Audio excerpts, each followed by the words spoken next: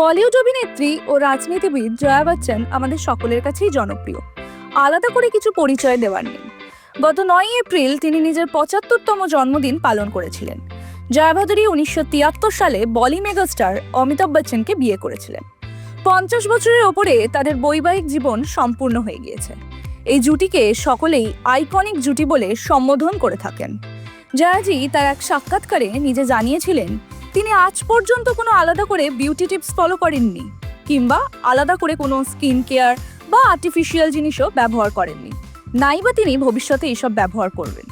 তিনি নিজের রিঙ্কলস বা মাথা ভরা সাদা চুলেই কমফোর্টেবল। তিনি এটাও জানিয়েছিলেন তিনি এই বিষয়টি নিয়ে অনেক গর্বিত বোধ করেন। সাক্ষাৎকারে নিজের ছেলে অভিষেক ও মেয়ে শ্বেতার কথাও উল্লেখ করেছিলেন। আমরা সকলেই অভিনেত্রীকে শুধু বলি না, টলিতে অর্থাৎ উভয় ছবিতেই দেখে এসেছি।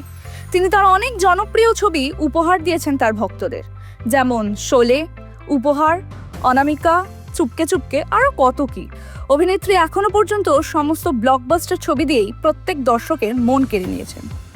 বলিউডের আরও আপডেট পেতে চোখ রাখুন টাইমস নাও খবরে।